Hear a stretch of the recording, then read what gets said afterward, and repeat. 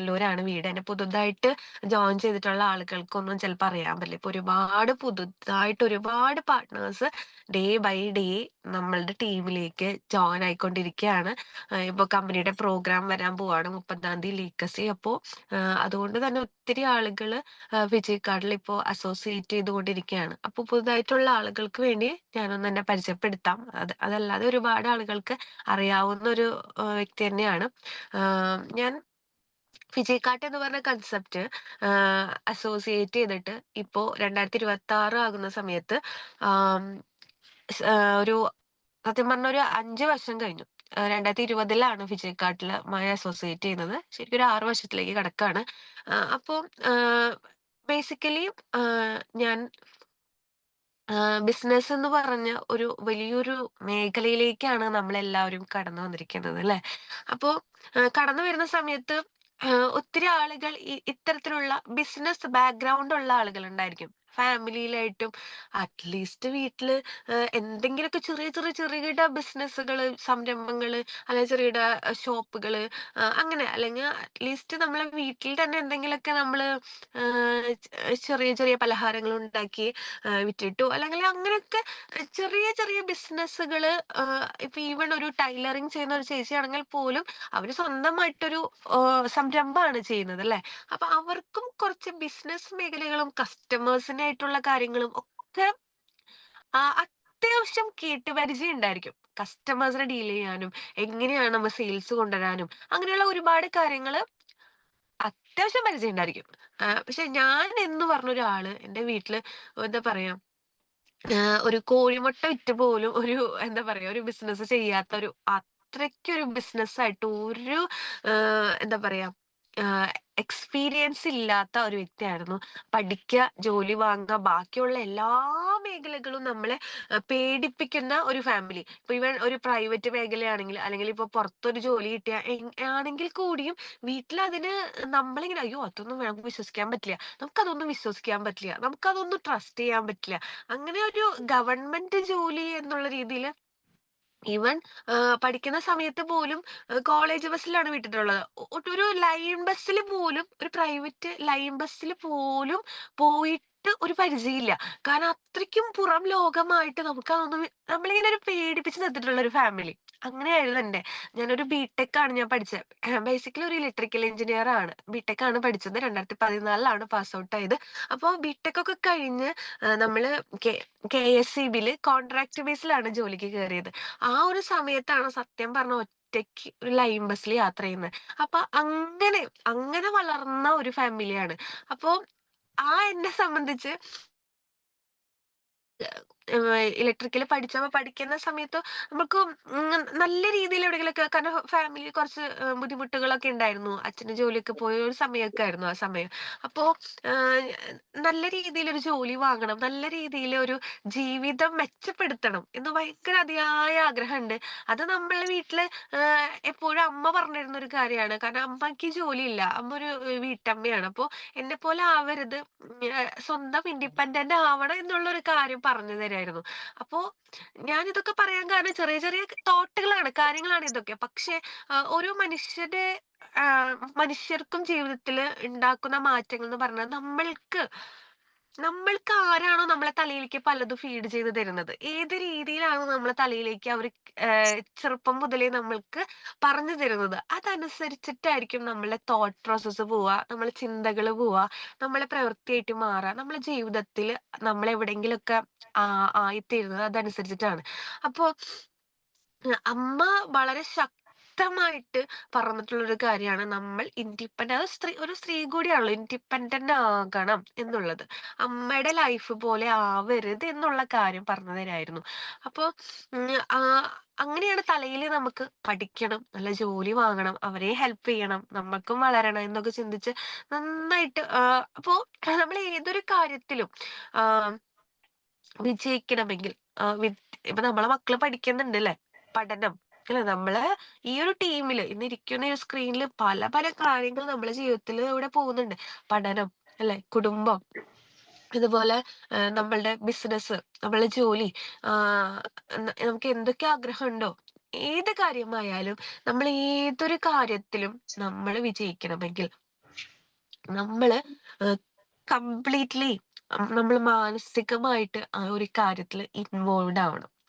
അത് പഠനമായാലും ശരി, നമ്മൾ ഉദ്ദേശിക്കുന്ന ഒരു ലക്ഷ്യസ്ഥാനമായാലും ശരി, എനിക്ക് ഇന്നതായിട്ട് മാറണം എന്ന് ഞാനൊരു 8ാം ക്ലാസ്സിൽ എടുത്തൊരു തീരുമാനമാണ്. അപ്പോ അതിനനുസരിച്ചിട്ട് പിന്നെ പഠിക്കണം അല്ലെ? പിന്നെ ഒരുപാട് ബുദ്ധിമുട്ടുണ്ട്. അത് കിട്ടിക്കഴിഞ്ഞാൽ പിന്നെ ജീവിതം സമാധാനായി എന്നാണ് ആ ഒരു സമയത്തെ നമ്മ രക്ഷപ്പെട്ടു എന്നാണ് ആ ഒരു സമയത്ത് നമ്മൾ ചിന്തിച്ചിട്ടുണ്ടായിരുന്നത്. അപ്പോ അതിനു വേണ്ടി ഡെഡിക്കേറ്റഡ് ആയിട്ട് നമ്മൾ പഠിച്ചു. അപ്പോ അതുകൊണ്ട് തന്നെ ഒരു പ്രൊഫഷണൽ ആയിട്ട് ഒരു ജോലി നേടുക എന്നുള്ളതാണ് എൻ്റെ ജീവിതത്തിലെ ഏറ്റവും വലിയ ആഗ്രഹം. അപ്പോ അതിനു വേണ്ടിയിട്ട് ആഹ് 2014 ബിടെക് വരെ നമ്മള് നമ്മളൊരു സപ്ലി ഇല്ലാതെ അത്യാവശ്യം നല്ല മാർക്കോട് കൂടി നമ്മൾ പാസ്സായി. അതിനുവേണ്ടി ഒരുപാട് ഹാർഡ് വർക്ക് ഇട്ടിട്ടുണ്ട്. ഒരുപാട് ആഹ് രാത്രികൾ ഉറങ്ങാതിരുന്നിട്ടുണ്ട്. അപ്പൊ അതിനുശേഷം നമ്മൾ KSEBിൽ കോൺട്രാക്ട് ബേസിൽ ജോലിക്ക് കയറി. അപ്പൊ ജോലിക്ക് കയറിയിട്ട് വളരെ ഷോർട്ടായിട്ട് ഞാൻ ഒന്ന് കൺക്ലൂഡ് ചെയ്യാൻ വേണ്ടിയിട്ട് സ്പീഡിൽ പോണം കേട്ടോ. നമുക്ക് ഫിജിക്കാർഡിലേക്ക് കടന്നു വരണമല്ലോ. പക്ഷെ എങ്കിൽ കൂടിയും നമ്മളെ അനുഭവങ്ങൾ നമുക്ക് ഒരെണ്ണമേ ഉള്ളൂ അല്ലെ. ബോബി സാറ് വന്ന് ബോബി സാറിന്റെ എക്സ്പീരിയൻസ് പറയുന്ന പോലെ നമ്മളെ ജീവിതം എക്സ്പീരിയൻസ് നമ്മളിൽ കടന്നു വന്ന വഴികൾ എന്ന് പറയുന്നത് നമുക്ക് ആകെ ഒരെണ്ണം മാത്രമേ ഉള്ളൂ. അപ്പൊ വീണ്ടും വീണ്ടും കേൾക്കുന്നവർക്ക് ചിലപ്പോ ബോറടിച്ചേക്കാം. അപ്പോ ഞാൻ അത് കഴിഞ്ഞ് നമ്മളെ മൈൻഡിൽ ഇത് കിടക്കാണ്. നമുക്ക് എത്രയും പെട്ടെന്ന് നമുക്ക് നല്ലൊരു ജോലിയിലേക്ക് കേറണം. അപ്പൊ നമ്മൾ എഡ്യൂക്കേഷൻ ലോണൊക്കെ എടുത്ത് പഠിച്ചത് കൊണ്ട് വീണ്ടും ഒരു ബാങ്ക് കോച്ചിങ്ങിന് പോവാനോ, വീണ്ടും ഇനി എക്സ്ട്രാ പഠിച്ച് സമയം കളയാനോ നിന്നില്ല. നമുക്ക് ഫാമിലിയിലേക്ക് നമുക്ക് എഡ്യൂക്കേഷൻ ലോണൊക്കെ അടയ്ക്കേണ്ടതായിട്ടുണ്ട്. അപ്പൊ നമ്മൾ ഇലക്ട്രിസിറ്റി ബോർഡിൽ കോൺട്രാക്റ്റിലുള്ള ജോലിക്ക് കയറി. അവിടെയും നല്ല ജോലി തന്നെയാണ്. അസിസ്റ്റന്റ് എഞ്ചിനീയറിംഗ് പോസ്റ്റ് ആയിരുന്നു. അപ്പൊ അവിടെ കയറി അത്യാവശ്യം 15,000 രൂപയൊക്കെ ആ സമയത്ത് 10 വർഷങ്ങൾക്ക് മുൻപാണ് കേട്ടോ. സ്റ്റാർട്ടിങ് ഉണ്ടായിരുന്നു 15 രൂപയൊക്കെ. അപ്പോ 15,000 20,000 രൂപയൊക്കെ കിട്ടിയിരുന്നു ആ സമയത്ത്. അപ്പോ പക്ഷെ അപ്പോഴും നമുക്ക് എന്താ പറയാ ജോബ് സെക്യൂരിറ്റി ഇല്ല നമുക്ക്. അവിടെ കോൺട്രാക്റ്റിലാണ് നമുക്ക് ജോലി. അപ്പോ അതിന് വേണ്ടിയിട്ട് എന്താ പറയാ അതിനിടയിൽ തന്നെ നൈറ്റ് ഡ്യൂട്ടി ഒക്കെ കഴിഞ്ഞ നൈറ്റ് ഡ്യൂട്ടിക്ക് പോകും. നൈറ്റ് ഡ്യൂട്ടി കഴിഞ്ഞാൽ നേരെ PSC കോച്ചിങ് സെന്ററിലൊക്കെ ഓടും. അങ്ങനെ അവിടെ ഇരുന്ന് പഠിക്കും. ചില സമയത്തൊക്കെ നമുക്ക് ആം, എന്താ പറയാ ഛർദ്ദിക്കാനടക്കം വരും. നമ്മൾ ഫുഡൊക്കെ കഴിക്കുന്ന ഉറങ്ങാതൊക്കെ ഇരുന്ന് ക്ലാസ് കേൾക്കുന്ന സമയത്ത് അങ്ങനെയൊക്കെ ആ, എന്താ പറയാ ഒരാളും കാണാതെ പോയ ഒരു കാലഘട്ടം ഉണ്ടായിരുന്നു. ആഹ് അതിന്റെ ഇടയിലാണ് നമ്മള് വിവാഹം. പക്ഷെ ഇതൊക്കെ നമ്മളെ ഫാമിലിയിൽ അവര് നമ്മളെ പറഞ്ഞ് പഠിപ്പിക്കുന്ന ഒരു കാര്യമാണ്. ഒരുപാട് ആളുകൾ അവരെ പേടിപ്പിച്ചു. ഇനി ഏജ് കൂടിക്കഴിഞ്ഞാൽ വിവാഹം കഴിക്കാൻ ആരും ഉണ്ടാവില്ല. അങ്ങനെ ആകെ 22 വയസ്സായിട്ടുണ്ടാവുള്ളൂ ആ ഒരു സമയത്ത്. അപ്പോ അങ്ങനെയൊക്കെ പറഞ്ഞ് ഒരുപാട് സമൂഹത്തിന്റെ ആ ഒരു കാലഘട്ടം, ആ രണ്ട് കാലഘട്ടത്തിലും ജീവിച്ചൊരു വ്യക്തി ആയതുകൊണ്ടാ, അല്ലെങ്കിൽ ആ രണ്ട് കാലഘട്ടത്തിന്റെ ട്രാൻസ്ഫോർമേഷൻ പീരീഡിലുള്ള ഒരു വ്യക്തി ആയതുകൊണ്ടാ കൃത്യമായിട്ട് ഇത് അറിയുന്നത്. അപ്പൊ പെട്ടെന്ന് തന്നെ വിവാഹം കഴിപ്പിച്ചു. അപ്പൊ എന്ന് വെച്ചാല് നമുക്ക് ഒരുപാട് ഡിലേ വരും. നമുക്കൊരു കൺസിസ്റ്റൻസി ഫിജിക്കാട്ടിലും നമ്മൾ അങ്ങനെയാണല്ലേ. ഇപ്പൊ എന്തെങ്കിലും കുട്ടികൾക്ക് അസുഖം, എന്തെങ്കിലും ഫാമിലി എന്തെങ്കിലും ഇഷ്യൂസോ അല്ലെങ്കിൽ വേറെ എന്തെങ്കിലും കാര്യങ്ങളൊക്കെ നമുക്ക് വന്നിട്ടുണ്ടെങ്കിൽ നമുക്ക് കൺസിസ്റ്റന്റ് ആയിട്ട് കീപ്പ് ചെയ്യാൻ പറ്റില്ല ഒരു കാര്യത്തിൽ. അപ്പോ അത്രയും നാള് നമ്മൾ ഒപ്റ്റിമിസ്റ്റിക് ആയിട്ട് ജീവിതം കൊണ്ടുപോയി നമ്മൾ വിചാരിച്ച കാര്യങ്ങളിലേക്ക് എത്താണ് വിവാഹത്തോടു കൂടി നമ്മൾ ഭയങ്കരമായിട്ട് അങ്ങോട്ട് മാനസികമായിട്ട് നമുക്ക് കൺസിസ്റ്റന്റ് ആയിട്ട് ഇൻവോൾവ് ചെയ്യാൻ പറ്റാത്ത സാഹചര്യങ്ങൾ ഉണ്ടായിരുന്നു. അപ്പോ അതുകൊണ്ട് തന്നെ എന്നാലും നമ്മള് മോളായതിനു ശേഷം കുട്ടിയായതിനു ശേഷം KSM നൈറ്റ് ഡ്യൂട്ടിക്ക് പോയിട്ട് നമ്മൾ PSC കോച്ചിങ് സെന്ററിലേക്ക് പോവായിരുന്നു. ആ സമയത്തും പോവായിരുന്നു. അച്ഛനമ്മയും സപ്പോർട്ടായിരുന്നു കുട്ടീനെ നോക്കാനൊക്കെ. അപ്പോ അങ്ങനെ പോയിരുന്ന് പഠിച്ച് ആഹ് നമ്മൾ പഠിച്ചു. അവിടുത്തെ ഒരു ടോപ്പ് 10 അവിടുത്തെ കോച്ചിങ് സെന്ററിൽ ഒരു ഫേമസ് കോച്ചിങ് സെന്റർ ആയിരുന്നു ആലക്കുടയില്. ആ കോച്ചിങ് സെന്ററിൽ ടോപ്പ് 10 വരെ എത്തി നമ്മള്. അതായത് അവിടുത്തെ കുട്ടികളിൽ ടോപ്പ് 10 നമുക്ക് എക്സാം എടുക്കുമല്ലോ. അപ്പോ എക്സാം എടുക്കുമ്പോൾ നമുക്കറിയാം. അപ്പോ ആ ഒരു PSCയുടെ ഒരു 80% കവർ ചെയ്യാന്ന് പറയുന്നത് ചില്ലറ കാര്യമല്ല. അപ്പൊ ജീവിതത്തില് അതും നമ്മൾ ക്രാക്ക് ചെയ്തു. 80% കവർ ചെയ്തു. PSC എക്സാംസ് എഴുതാൻ തുടങ്ങി. ഒന്ന് രണ്ട് എക്സാം എഴുതി. പിന്നെ ലിസ്റ്റ് ഇങ്ങനെ എല്ലാ എക്സാംസിലും നമുക്ക് ഇങ്ങനെ ഒരു 80% കയറാം. അപ്പൊ നമ്മൾ ഇനി അടുത്ത എക്സാംസ് വന്നാൽ നമ്മൾ ലിസ്റ്റിൽ കയറാനുള്ള ചാൻസ് വളരെ കൂടുതലാണ്. മിക്ക എക്സാംസിലും നമ്മൾ ലിസ്റ്റിൽ കയറാം. അപ്പൊ ആ ഒരു ടൈം പീരീഡിൽ അവിടെയും വരെ പഠിച്ചെത്തിയൊരു സമയത്ത് ആണ് ആം, കൊറോണ എന്ന് പറഞ്ഞ ഒരു മഹാമാരി. ഇപ്പൊ നമ്മളൊക്കെ എല്ലാവരും മറന്നു പോകും. പക്ഷെ ഞാൻ മാത്രം മറക്കില്ല. ഇപ്പൊ പല ആളുകളുടെ ജീവിതം മാറ്റിയിട്ടുണ്ടായിരിക്കാം. ഒരുപാട് ആളുകളുടെ. അപ്പൊ ആ ഒരു സമയത്ത് ആഹ് ഞാൻ മരിക്കുന്നത് വരെ ഞാൻ മറക്കില്ല. കാരണം എന്റെ ജീവിതത്തിന്റെ ഒരു ഫസ്റ്റ് ഹാഫ് സെഷനും സെക്കൻഡ് ഹാഫും ആണ് ഈ കൊറോണ എന്ന് പറയുന്നത്. സത്യം പറഞ്ഞ ഒരു സിനിമയിലെ ഫസ്റ്റ് ഹാഫ് സെക്കൻഡ് ഹാഫ് എന്ന് പറയുന്നത് പോലെയാണ് ഈ കൊറോണ എന്ന് പറഞ്ഞ ഒരു സംഭവം. 2020 മാർച്ച് 10-ാം തീയതി ഉം ആ, പുസ്തകങ്ങളോട് വിട പറഞ്ഞൊരു വ്യക്തിയാണ്. കാരണം ആ ഒരു ദിവസം കൊറോണ എന്ന് പറഞ്ഞ് ഫുൾ ഷട്ടർ ഇട്ടു. നമ്മൾ എക്സാമിന് വേണ്ടി വെയിറ്റ് ചെയ്യാണ്. പല പല exams, L D clerk, university assistance, അങ്ങനെ ഒരുപാട് എക്സാംസിന് വേണ്ടി എക്സാം പേപ്പർ കിട്ടിയാൽ മതി. കാരണം നമ്മ അത്യാവശ്യം നമ്മൾ പ്രിപ്പറേഷൻ ചെയ്തു എന്ന് പറഞ്ഞാൽ എല്ലാം പഠിച്ചു. ഒരിക്കലും എല്ലാവർക്കും എല്ലാം പഠിക്കാൻ പറ്റില്ല. പക്ഷെ ഒരു 80% കവർ ചെയ്യുക, നെഗറ്റീവ് മാർക്സ് ഒക്കെ ഇല്ലാതെ നമ്മൾ അത് ക്രാക്ക് ചെയ്തെടുക്കുക. ആ ഒരു പ്രിപ്പറേഷൻ ഒരു 2.5 വർഷം എടുത്തു. 2.5 വർഷം ഒരു 12 മണിക്കൂറൊക്കെ വെളുപ്പിന് 4 മണിക്ക് എഴുന്നേറ്റ് പഠിക്കായിരുന്നു. അപ്പോഴും ജോലിയുണ്ട്, മോളുണ്ട്, അങ്ങനെ ക്രാക്ക് ചെയ്തു. പക്ഷെ എന്താ പറയാ, എന്റെ വളരെ ഭയങ്കരമായിട്ട് ഞാനൊരു ഡിപ്രഷനിൽ പോലെ സമയമായിരുന്നു കൊറോണ എന്ന് പറഞ്ഞ 2020 മാർച്ച് 10 എന്ന് പറഞ്ഞ ദിവസം. നിങ്ങൾക്ക് ആർക്കും ഇവിടെ ഇരിക്കുന്ന ആരെങ്കിലും കൊറോണ സ്റ്റാർട്ട് ചെയ്തു നമ്മളുടെ ഈവൻ കേരളത്തില് കൊറോണ ആയി ഷട്ടർ ഇട്ട ദിവസം, ലോക്ക്ഡൌൺ, ആരെങ്കിലും ഓർമ്മയുണ്ടോ? എനിക്കറിയില്ല. പക്ഷെ എനിക്ക് ഓർമ്മയുണ്ട്. കാരണം അന്ന് ഞാൻ പുസ്തകം അടച്ചതാ. ഇനി ഇന്നേ വരെ ഞാൻ PSC ബുക്ക് ഞാൻ തുറന്നിട്ടില്ല. അപ്പൊ ആ സമയത്ത് നമുക്ക് പിന്നെ KSEBിലെ സാലറി നമുക്ക് പകുതി ഡ്യൂട്ടിക്കൊക്കെ പോകാൻ പറ്റുള്ളായിരുന്നു. അപ്പൊ ആ ഒരു സമയത്ത് ആണ് ഈ ഞാൻ ഒരുപാട് ദൈവങ്ങളോട് പറഞ്ഞിട്ടുണ്ട്. ഞാൻ അമ്മനോട് പറഞ്ഞ, അമ്മ നമുക്ക് എന്ത് ഇത്രയ്ക്കും ഭാഗ്യമില്ലാത്ത, ഇത്രയും കഷ്ടപ്പെട്ടിട്ട് ജീവിതത്തിൽ ഇത്രയും കഷ്ടപ്പെട്ടിട്ട് ഒരു ജോലിക്ക് വേണ്ടിയിട്ട് ഒന്ന് റെഡി ആയ സമയത്ത്, ഏകദേശം ഒക്കെ ഒന്ന് സെറ്റ് ആയ സമയത്ത് ഇങ്ങനെ വന്ന് 2 വർഷം പിന്നെ എക്സാംസുകള്, കോച്ചിങ് സെന്റേഴ്സ് ഒന്നും ഉണ്ടായിട്ടില്ല. അപ്പോ അങ്ങനെ ഇരിക്കുന്ന സമയത്താണ് ഞാൻ എന്റെ കോളേജിലെ സീനിയർ ആയിട്ടുള്ള സ്മേര മാമിന്റെ വാട്സപ്പ് സ്റ്റാറ്റസ് കാണുന്നത്. അപ്പൊ ഞാൻ ചോദിച്ചു, അപ്പൊ എന്നോട് സൂം ഒക്കെ ഡൗൺലോഡ് ചെയ്യാൻ പറഞ്ഞു. ഞാൻ ഈ ഒരു മീറ്റിംഗ് ഒക്കെ കേട്ടു. ഞാൻ കേട്ടു പോയി. പക്ഷെ എന്നെ വിളിച്ച് കാര്യം സംസാരിച്ചു. കാര്യം സംസാരിച്ച സമയത്ത് ഞാൻ നേരത്തെ പറഞ്ഞ പോലെ ഈ രീതിയിൽ വളർന്ന ഒരു വ്യക്തിയാണ്. ബിസിനസ് എന്ന് പറഞ്ഞൊരു മേഖല യാതൊരു രീതിയിലുള്ള എന്താ പറയാ, ഒരാളും എന്നെ സപ്പോർട്ട് ചെയ്യാത്ത ചുറ്റുപാടാണ്. പക്ഷെ ഭാഗ്യത്തിന് ഹസ്ബൻഡ് അങ്ങനെ അല്ലായിരുന്നു. അപ്പോ ഹസ്ബൻഡ് ഉണ്ടായിരുന്നു. അവര് വിജയ മാം പറഞ്ഞ പോലെ പല കാര്യങ്ങളും ഫീൽ ചെയ്തിട്ടുണ്ട്. പല അത്ഭുതങ്ങളായിട്ട് ഫീൽ ചെയ്തിട്ടുണ്ട്. അപ്പോ ഹസ്ബൻഡ് നാളെ പോവാണ്. ആള് ഷിപ്പിലാണ്. അപ്പൊ ആള് തിരിച്ചു പോവാണ്. ഒക്ടോബർ 7-ാം തീയതിയാണ് ഞാൻ ഫിജിക്കാട്ടില് ജോയിൻ ചെയ്തത്. അപ്പൊ 7 എന്ന് പറഞ്ഞ എന്റെ ലക്കി നമ്പറാ. എന്റെ ജീവിതത്തിൽ പല കാര്യങ്ങളും 7 ലക്കി നമ്പറാ. എന്റെ വിവാഹം November 7 ആയിരുന്നു. എന്റെ പല കാര്യങ്ങളും 7 എന്ന് പറഞ്ഞാൽ ലക്കി നമ്പറും കൂടിയാണ്. അപ്പോ ഹസ്ബൻഡ് നാളെ പോവാണ്. അപ്പൊ അതിന്റെ തലേ ദിവസം അന്ന് കൊറോണ ടെസ്റ്റ് ചെയ്യണം എറണാകുളത്ത്. അപ്പൊ എറണാകുളത്ത് കൊറോണ ടെസ്റ്റ് ചെയ്യുന്ന സമയത്ത് ഇവിടുന്ന് അന്ന് എറണാകുളത്തായിരുന്നു, സ്റ്റാർട്ടിങ് സമയമായിരുന്നു. അപ്പൊ ഇവിടുന്ന് നമ്മൾ കാറിന് അവിടെയും വരാൻ ടെസ്റ്റ് ചെയ്ത് റിസൾട്ട് വാങ്ങണം. അപ്പൊ ആ സമയത്താണ് ഫോളോ അപ്പിനായിട്ട് സ്മേര മാം വിളിക്കുന്നത്.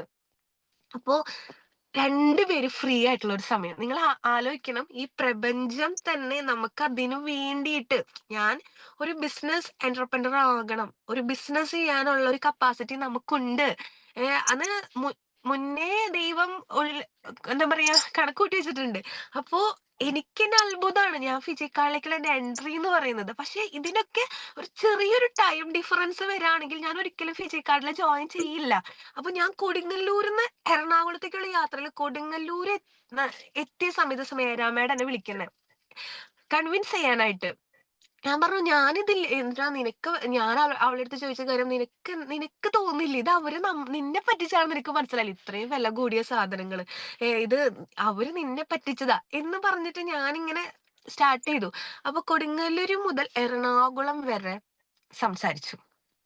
ആ ഒരു കാര്യത്തില് ആ ഒരു സെയിൽ ക്ലോസിംഗ് ഉണ്ടല്ലോ നമ്മളെടുത്ത്, ഈ എന്താണ് ഈ ബിസിനസ്, ചേച്ചി വിചാരിച്ചു വെച്ചിരിക്കുന്നത് എന്താണ്, അതിൽ നിന്നും ഇതിന്റെ ഒരു ക്ലാരിറ്റി, അതായത് എന്റെ സംശയങ്ങൾക്ക് ഞാൻ ഒരുപാട് ചോദിക്കുന്ന, ഞാൻ ചോദിച്ചു നിനക്ക് മനസ്സിലായില്ലേ? ഇത് അവര് നിന്നെ പറ്റിച്ചതാ. ഇത്രയ്ക്കും വില 10, 15,000 രൂപയ്ക്കൊക്കെ ഈ ഇത്രയും ഈ സാധനത്തിനൊക്കെ ഇത്രയും രൂപയോ? അങ്ങനെയൊക്കെ ഞാൻ ചോദിച്ചു. ബെഡ്ഷീറ്റിനൊക്കെ ഇത്ര രൂപയോ? അങ്ങനെയൊക്കെ ഞാൻ ചോദിച്ച സമയത്ത് ഇപ്പൊ ഫ്രീ ആയിട്ടുള്ള ഒരു ആംബിയൻസ് ഉണ്ട്. ആരുമില്ല. ഒരു കാറിന്റെ ഉള്ളില് ഹസ്ബൻഡും വൈഫും മാത്രം ഇങ്ങനെ യാത്ര. അപ്പൊ ലൗഡിലിട്ട് ഹസ്ബൻഡും കേട്ടു, ഞാനും കേട്ടു. അങ്ങനെ അപ്പോ പറഞ്ഞ കാര്യങ്ങൾന്ന് വെച്ചാ ഓരോ പ്രൊഡക്റ്റിനും ഞാൻ ചോദിക്കുന്ന ഓരോ ഗനോഡെർമ കോഫി, സ്പൈറുലിന ചോക്ലേറ്റ്, അതുപോലെ ഒരുപാട് പ്രൊഡക്ട്സിനെ പറ്റിയിട്ടുള്ള കൃത്യമായിട്ട് ഉള്ള എക്സ്പ്ലനേഷൻ. ഞാൻ ചോദിക്കുന്നതിന് ഇതങ്ങനെയാണല്ലേ എന്ന് ചിന്തിപ്പിക്കുന്ന രീതിയില് അപ്പൊ ചേച്ചിക്ക് ഇത് അറിയില്ല. ഇത് ലോകത്തിലെ തന്നെ ഏറ്റവും പ്രോട്ടീൻ അടങ്ങിയ കടലപ്പായൽ കൊണ്ട് ഉണ്ടാക്കുന്ന ചോക്ലേറ്റ് ആണ്. അപ്പൊ അങ്ങനെയൊക്കെ അറിയുമ്പളാ ഇങ്ങനെയൊക്കെയുള്ള സംഭവങ്ങൾ ഉണ്ടല്ലേ. പക്ഷെ ഇതൊന്നും ആർക്കും അറിയില്ല. മനുഷ്യന്മാർക്കൊന്നും നമുക്ക് സാധാരണക്കാർക്കൊന്നും നമ്മളിതൊന്നും അന്വേഷിച്ചെടുക്കുന്ന കാര്യമല്ല. ഒരു പ്രൊഡക്റ്റിന്റെ പറ്റിയിട്ട് ബാക്കിലുള്ള കാര്യം. അപ്പൊ നമ്മൾ ആ ഒരു പ്രൊഡക്റ്റിനെ കോൺഫിഡന്റ് ആയിട്ട് നമ്മൾ അത് ഇന്ന പ്രൊഡക്റ്റ് ആണ്, അതുകൊണ്ടാണ് അതിന് ഇത്ര റേറ്റ് എന്ന് പറയുന്ന ഓർഗാനിക് ആയിട്ടുള്ള ഒരു പ്രൊഡക്റ്റ്, ആ പ്രൊഡക്റ്റിന്റെ ഒരു എക്സ്പ്ലനേഷൻ ഓരോ ഈച്ച് ആൻഡ് എവറിത്തിങ് പ്രൊഡക്റ്റിനെ പറ്റി നമുക്കത് അവര് ക്വസ്റ്റ്യൻ ചോദിക്കുമ്പോ അവരെ അടുത്ത ക്വസ്റ്റ്യൻ ചോദിക്കാത്ത രീതിയില് വായ വായല്ല, അവർ ചിന്തകളെ മാറ്റുന്നതാണ്. വായ അടപ്പിക്കുക എന്നുള്ളതല്ല, അവരുടെ ചിന്തകളെ അത് കൺവിൻസ് ആക്കുകയാണ്. ആ ഒരു രീതിയിൽ ആൻസർ പറഞ്ഞ സമയത്ത് ഞാന് ഈ ഒരു ഓക്കെ, അവള് പറയുന്നതിൽ കാര്യമാണ്, ശരിയാണ്, അവള് പറയുന്ന കാര്യമാണ്. വെറുതെ എന്താ പറയാ, ഉണ്ടാക്കി പറയുന്ന കുറച്ച് കാര്യങ്ങളല്ല. നമുക്ക് അങ്ങനെ വെറുതെ ആളുകളെ പറ്റിച്ചിട്ടൊന്നും നമുക്ക് ഒരു കാര്യത്തിലും അസോസിയേറ്റ് ചെയ്യിക്കാൻ പറ്റില്ല.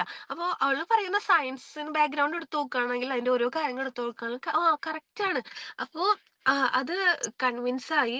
തിരിച്ച് എറണാകുളത്ത് തിരിച്ച് പിന്നെ കൊടുങ്ങല്ലൂർക്കും ഒരു യാത്രയുണ്ടല്ലോ. ആ ഒരു സമയം ഇത് തീർന്നിട്ടില്ല. ഫിജിക്കാട്ടിന്റെ സെയിൽ ക്ലോസിംഗ് ഫോളോ അപ്പ് തീർന്നിട്ടില്ല. അപ്പൊ ആ ഒരു സമയത്ത് ഞാൻ ഞാൻ പറഞ്ഞു, ഓക്കെ, എനിക്കിത് താല്പര്യമുണ്ട്. കാരണം ആ സമയത്ത് എന്തായാലും ഇനി നമുക്ക് വേറൊരു എന്താ പറയാ ചാൻസ് ഇല്ല. ആ സമയത്ത് ഒരു ഓൺലൈൻ ആയിട്ട് വീട്ടിലിരുന്ന് കൊണ്ട് ചെയ്യാൻ പറ്റുന്ന ഒരു എക്സ്ട്രാ വരുമാന മാർഗം, ബിസിനസ് എന്തായിക്കോട്ടെ. കാരണം നമ്മള് ഇത്രയും നാള് നമ്മളെ ഫാമിലിയും നമ്മളെ സമൂഹവും പറഞ്ഞുകൊണ്ടിരിക്കുക പഠിക്കുക, ജോലി കിട്ടുക, അല്ല PSC പഠിക്കുക, ഗവൺമെന്റ് ജോലി. അത്രയും നാള് മൊബൈൽ ഫോൺ, എനിക്ക് ഇന്ന് സോഷ്യൽ മീഡിയയിൽ ഒരുപാട് ആക്റ്റീവ് ആണ് ഞാൻ, നിങ്ങൾക്ക് നോക്കിയാൽ കാണാം. പക്ഷേ വാട്സപ്പ്, ഫേസ്ബുക്ക് അൺഇൻസ്റ്റാൾ ചെയ്തു.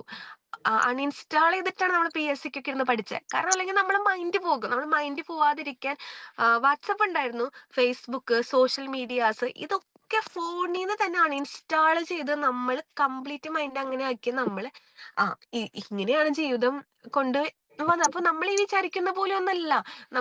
നമ്മൾ പ്ലാൻ ചെയ്യുന്ന രീതിയിലൊന്നും കാര്യങ്ങൾ നടക്കില്ല. ഇനിയിപ്പോ PSC ഇനി എക്സാം ഉണ്ടാകുമോ, ഇനി അത് നമുക്ക് ഒരാളും ഒന്നും പറയുന്നില്ല. അത്രയും നാള് നമുക്ക് വലിയ വലിയ വലിയ മോട്ടിവേഷനും വലിയ വലിയ കാര്യങ്ങളും ഇത് മാത്രം നമ്മൾ ചെയ്യാൻ പാടുള്ളൂ അങ്ങനൊക്കെ പറഞ്ഞ് നമ്മളെ പഠിപ്പിച്ച ആളുകൾ പോലും ഒരു ഐഡിയ ഇല്ല. ഇനി എന്താണ് നാളെന്ന് പറഞ്ഞൊരു ഐഡിയ ഇല്ല. അപ്പൊ ആ ഒരു സമയത്ത് അത്രയ്ക്കും ഒരു സിറ്റുവേഷൻ ആയിരുന്നു ആ സമയത്ത്. അപ്പോ ഞാൻ വരുന്ന സമയം ഞാൻ പറഞ്ഞു, ഓക്കെ, ഞാൻ ജോയിൻ ചെയ്യാം. ഇപ്പൊ പൈസ ഇല്ലടി, ഇപ്പൊ ഹസ്ബൻഡ് പോവാണ്, അപ്പൊ പൈസ ഒക്കെ അപ്പൊ അങ്ങനെ പറഞ്ഞ സമയത്ത് ആള് പറഞ്ഞൊരു കാര്യമാണ്, ചേച്ചി ഇപ്പൊ ഒരാള് ഫിജിക്കാട്ടിൽ ജോയിൻ ആവാൻ പോകുന്നുണ്ട്.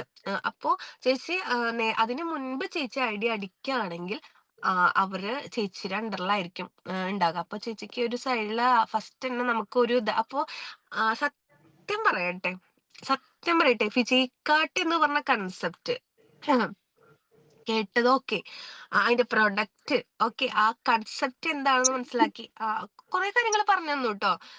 ആമസോൺ, ഫ്ലിപ്കാർട്ട് പോലെയുള്ള കൺസെപ്റ്റ് ആണ്.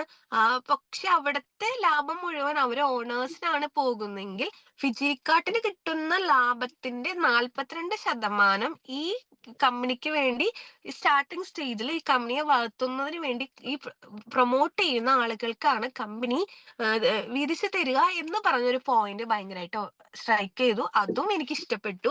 അതിനുശേഷം പറഞ്ഞ പ്രൊഡക്റ്റിനെ പറ്റി പറഞ്ഞതും കൺവിൻസ് ആയി, ഓക്കെ, ഇഷ്ടപ്പെട്ടു. എങ്കിൽ കൂടിയും നമ്മൾ ഫിജിക്കാട്ടിൽ ജോയിൻ ആവാം എന്നും പറഞ്ഞു. അത് വരട്ടെ, നമുക്ക് നാളെ ജോയിൻ ആകാം എന്നുള്ള രീതിയിൽ നമുക്കൊരു അത്യാവശ്യമോ നമുക്കൊരു എമർജൻസിയോ തോന്നിയിട്ടുണ്ടായിരുന്നില്ല. ഞാനിതിപ്പോ എന്റെ ഒരു എക്സ്പീരിയൻസ് പറയുന്നത്, അതിൽ നിന്നും നിങ്ങൾക്ക് ഓരോരുത്തർക്കും റിലേറ്റ് ചെയ്യാൻ പറ്റും. നിങ്ങളെല്ലാവരും ഫിജിക്കാർഡിൽ അസോസിയേറ്റ് ചെയ്ത ഒരു കാര്യം നിങ്ങൾക്ക് ചിന്തിക്കാൻ പറ്റും. ഇതുപോലെ തന്നെയാണ് നമ്മൾ ഒരാളെടുത്ത് പ്ലാൻ പറയുന്ന സമയത്തും, നമ്മൾ ഒരാളെടുത്ത് ഫിജിക്കാട്ട് പറയുന്ന സമയത്തും അവരുടെ ഉള്ളിലൂടെ പോകുന്ന തോട്ട്സ് ഇതൊക്കെ തന്നെയാണ്. ഏ അപ്പോ പക്ഷെ അങ്ങനെ പറഞ്ഞ കാരണം വെച്ചാ ഞാൻ ബിസിനസിനെ പറ്റി ഒരു ഐഡിയ ഇല്ലാത്ത വ്യക്തി ആയതുകൊണ്ടാണ്. പക്ഷെ ഇന്ന് ഒരു ബിസിനസിനെ പറ്റി പറയുന്ന സമയത്ത് ആ ബിസിനസ് എന്താണെന്ന് മനസ്സിലാക്കിയാൽ അത് നമുക്ക് സെലക്ട് ചെയ്യാൻ എന്നുവെച്ചാൽ വേറൊരു കോൺസെപ്റ്റ് അല്ല ട്ടോ ഞാൻ പറയണത്. ഇത് കേട്ടിരിക്കാനും അത് മനസ്സിലാക്കാനുള്ള ഒരു ബോധം ഇന്നുണ്ട്. അത് നമുക്ക് ഞാൻ നേരത്തെ പറഞ്ഞ പോലെ യാതൊരു രീതിയിലുള്ള ആ ഒരു ഫ്രണ്ടിനെ ട്രസ്റ്റ് ചെയ്തു. അവളുടെ വാക്കുകളെ ട്രസ്റ്റ് ചെയ്തു. അതിനുശേഷം ആഹ് അവള് ചെയ്ത എന്നെപ്പോലുള്ള ആളുകള് സാധാരണക്കാര്. പക്ഷെ ഫിജിക്കാർട്ട് എന്ന് പറഞ്ഞ കോൺസെപ്റ്റ് എന്താണ്? അതിന്റെ അഡ്വാൻറേജസ് എന്താണ്? ഇതിന് മാനേജ്മെന്റ് ക്രെഡിബിലിറ്റി എന്താണ്? ഇവരുടെ പ്രൊഡക്ട്സ് എന്താണ്? ഇവിടുത്തെ ടീം എന്താണ്? നമുക്ക് എത്രത്തോളം ഇവിടുത്തെ